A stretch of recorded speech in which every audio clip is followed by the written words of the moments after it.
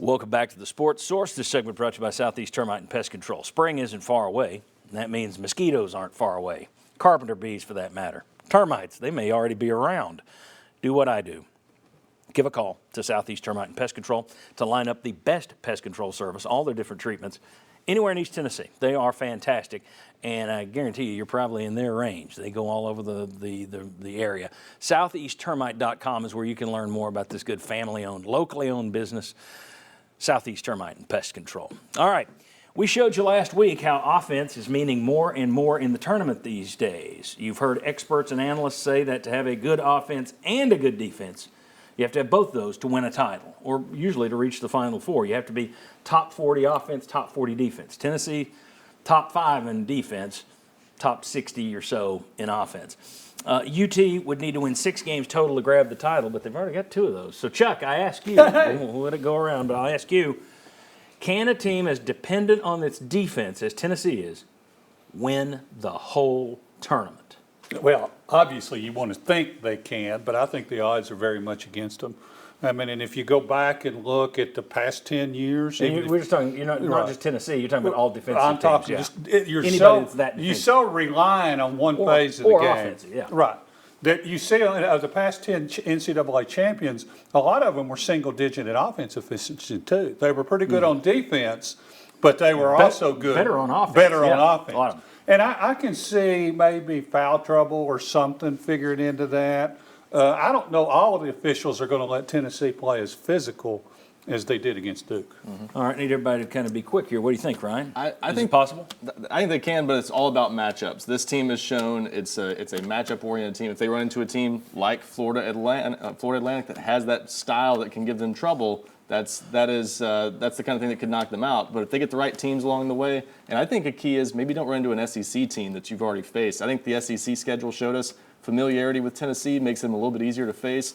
When these teams face Tennessee for the first time, it's very different. They're not used to that style, so I think it benefits them not to run into, say, an Alabama if they made the Final Four. Yeah, Auburn had terrible troubles here and then didn't have many troubles the second time they played them without Ziegler on their home court.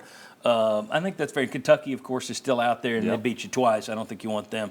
But I think the degree of difficulty goes up if you're leaning on one side or the other.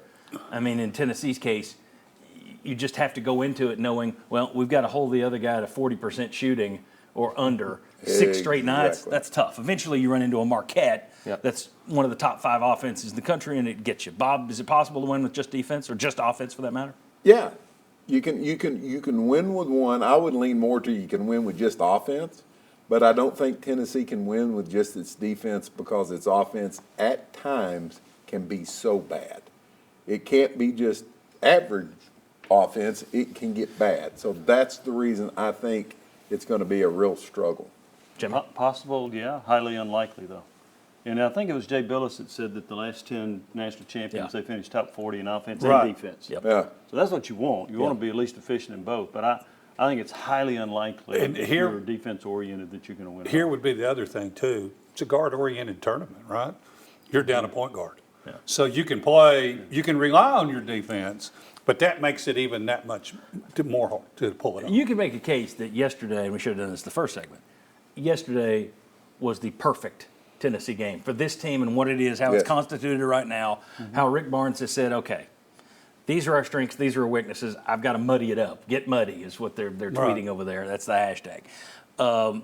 They did that to perfection. I don't know that you can do that 4 more times. Right. When your opponents, in theory, should be getting better along the way. But let's take a look here at some numbers. Here's what Tennessee did against top 30 teams. And when I show you later who's still alive in the East Regional, it's teams that are basically inside the top 30. And you were, you're with them.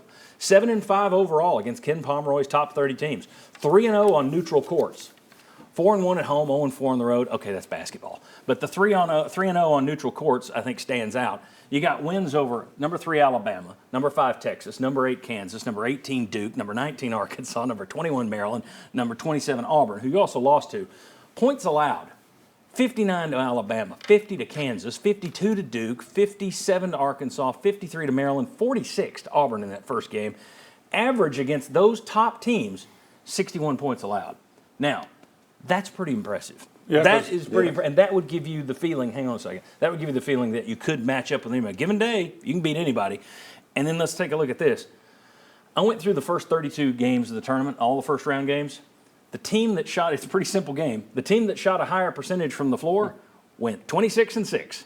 And in the 6 games that the better shooting team lost, 3 times that poorer shooting team that won shot better from 3.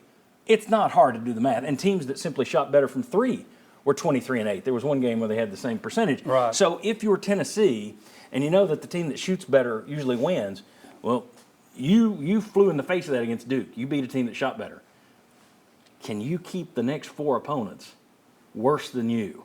That's tough. Yes. That's very tough. Yes. You need Kumwa to score 27. That you do. No, he had a great game against Texas. Yes, he when they did. beat Texas. So he's had those moments where he was outstanding, but he's been inconsistent. Makes you wonder, and we'll talk about this, would they be better off if they didn't have FAU, but they had a big name? If it were Purdue next, would he be better off? Very quickly. I was going to say, Virginia showed a few years ago it can be done, but you have to be excellent Here's defensively. the thing, but if you go back and look at those numbers, you're right. Virginia, the year that they were the most like Tennessee was the year they lost to Maryland, Baltimore County. Yep. That next year, their offense was better than Tennessee's. Right. If you go look at the Ken Palm numbers. But yes, that is a ballpark approximation. And the variance in what Virginia has done. First round losses to double-digit seeds and national champions shows you how dangerous it is to play Tennessee's style sometimes. Well, great point. It also shows you how goofy the tournament is. Yep. All right. When we come, love. yeah, it's wildly entertaining. It's just not the best way to choose a champion. Best way to watch it. All right. When we come back, where does that win over Duke rank on Tennessee's all-time tournament win list? It's a short list, but we'll take you down memory lane, including highlights of 4 games that you'll want to see. Come on back on the Sports Source.